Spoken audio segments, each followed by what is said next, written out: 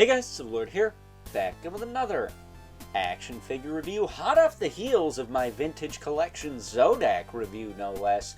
We have the Masterverse Wal-Mart exclusive, oh geez, vintage collection Faker, who is currently, as the time I'm recording this, which is a few weeks in advance, give or take, still up for pre-order on the Wal-Mart app. So I'm not sure why it's up for pre-order yet. The local friend, who shall not be named for privacy reasons, was able to hook this up. He went to our local bigger Walmart that had the Zodaks the following day, and they had the Fakers. So weird. I don't know if Walmart just suddenly gives a shit about Masters of the Universe now or what, but you know what? I'm all here for it. If I can get these figures from the store without having to order them online, pay shipping, all that garbage, or flat up not even get my order because Walmart does can stuff once in a while, then so be it, you know? That's how it should be. Walk in the store, they have the shit. What a concept! That said, this of course is also brought to us by the fine folks over at Mattel, and I'm gonna say they're gonna be fine folks for the most part in this video, because this kind of makes up for the lackluster shortcomings that the new Eternia version of Faker had. Excuse me, new Eternia Faker had. Because if you remember my review of that one, A, I effed up the size comparisons, but B, he didn't come with a lot. He came with a sword and an axe. They didn't match. This guy comes with the sword, axe, and shield, and they do match. So why don't we cut right to the chase and get into the meat and taters of this review and take a look-see at those accessories, shall we? So here are the sword and the axe. I mean, they're just He-Man sword and axe, but they are in orange now, so that is cool. And then, of course, we also get the shield. Also reused from He-Man, but it's a shield nonetheless. I believe these come from the 40th He-Man. Don't quote me on that. That said, we also get an alt pair of hands. We get a fist and a grip hand with the inappropriate hinge for holding stuff, but he's got one hinge for holding stuff. This hand I primarily use for the shield, so it's not that big a deal. That said, that's all you get. You get to no more. I really want a battle-damaged robotic head for Faker, you know, with the blue skin. I know we got one for the Revelation series, but that just looked like He-Man, which I guess would fool people more than looking like a blue He-Man with orange Skeletor armor. I never understood how that worked. But here is Faker. I think using a lot of the 40th He-Man parts.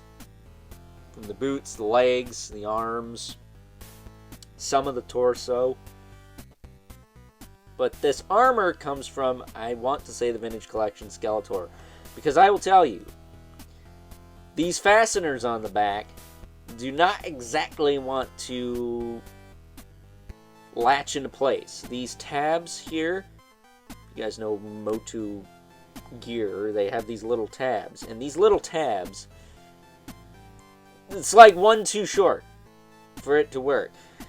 To give you guys some sort of, I don't know, effed up analogy, because this is Overlord Productions. You know when you see a really fat ass hoe walking down the street wearing clothes that are 10 times too small for her, and when she walks by you, you can hear them whisper, "Kill me."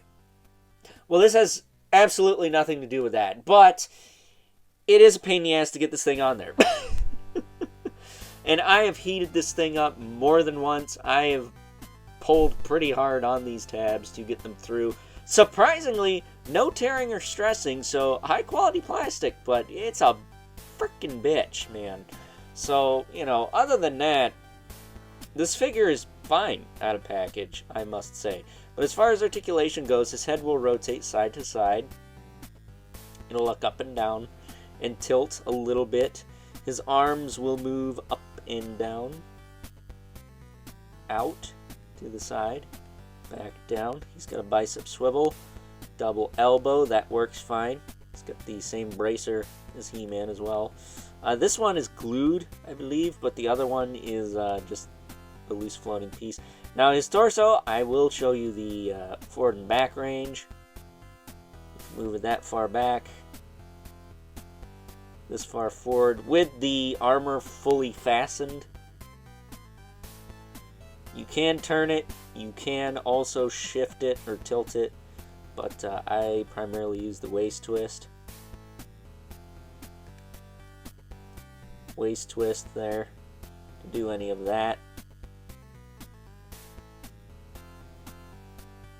So that's that. I'm not going to move this anymore because I don't want to undo these fasteners because it took me probably a half hour to get them in there. I will say, he does have a sculpted torso panel, or chest panel. However, it sticks up a little bit, and I feel like that is what's really keeping this armor from sitting on this body as flush as it could. I would almost recommend, if the skin tone matches, get another Skeletor, swap these arms on, swap these boots on, and take Skeletor's belt off, and maybe paint the belt, and then the armor would fit. Or maybe the Revelation armor will fit, because it has a different way to connect entirely. I don't know if I mentioned this, it does have the sword holder on the back. But that said, his legs can kick forward, back, out to the side. He does have the drop down. It wasn't as stuck on this guy as it was on Zodak, so that's nice. But you can drop the legs down and push them back up. It is very tight though, which I guess is a good thing. He's got a thigh cut, double knee. The knees are a little weak on the top joints on mine. I remember the 40th He-Man being like that though, so that might be a carryover from that, especially this one. It's got some wonk to it, but that's not that big a deal. He's got boot cut as well as a hinge in the foot.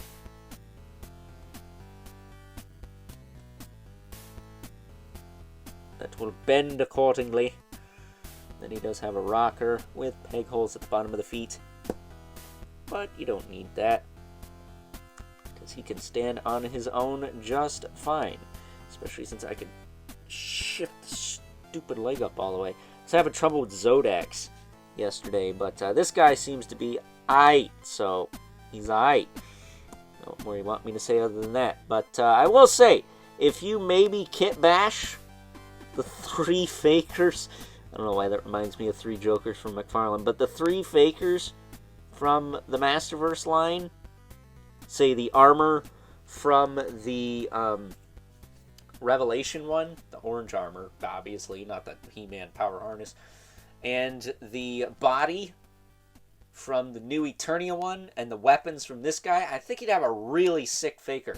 That said, I'm curious if this armor fits better on the new Eternia Faker, because I think that figure might be a little slimmer, so the armor would probably fit better. I'm not too sure on that. The armor on new Eternia Faker fits okay. I mean, it's the Barbarian Skeletor armor. Never really had a problem with that other than keeping the cape on there, but it is what it is. But yeah, I do like this figure. It's got its shortcomings. I mean, I would have liked the battle damaged head with the Terminator skull, but I do have a Classics one, so I guess that fills that gap. But other than the armor, really no gripes with this figure at all. So with that being said, it's time now that we move right along and take a look at some size comparisons. First up, here is our Vintage Collection Faker alongside his new Eternia counterpart, which, as I mentioned before, was a bit lacking as far as accessories go. This new Vintage Collection version kind of sort of makes up for that by coming with one more, and the fact that they're all cohesive helps too. That said, we also have the 40th He-Man, who I firmly believe is the quote-unquote Vintage Collection He-Man until we get an updated one, maybe with drop-down hips. I feel like it'll be much like Skeletor, where he will have this kind of outdated torso articulation but have the new hip joints.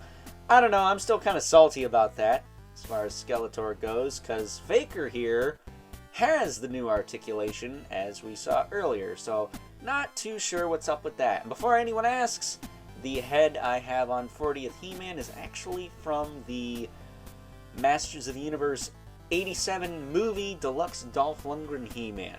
Well, quote-unquote Dolph Lundgren He-Man. It's supposed to be Dolph Lundgren, but it kind of isn't. But it had a really nice alt head, so I give it to this figure. Taking these two and moving them out of the way. So we can make way for our two regulars here. Mythic Legion's Brother Mandibulith. Right there. And the infamous 11 Spawn. Ooh, probably not towering over. No. In fact, Faker is a little taller than good old Al Cemetery. Maybe not. Maybe Spawn just was falling on his butt kiss for a minute there.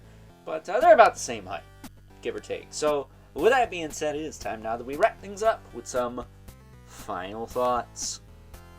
Overall, and aside from the armor being one notch too small for the straps on the back, I have to say that good old vintage collection Faker here is a fine addition to the Masterverse line brought to us by the fine folks over at Mattel, because the new Eternia version of this character seemed a bit lacking, whereas this one, I feel like you get more of that complete package that I'm looking for when I purchase a figure of any kind, not just Masterverse, but also Marvel Legends, DC Multiverse. Mythic Legions really doesn't have that problem, unless you're going to compare an All-Star to a new release, then just get the heck out of here with that BS, but you know what I mean. So, with that being said, hope you guys enjoyed this review. Until next time, catch you guys later.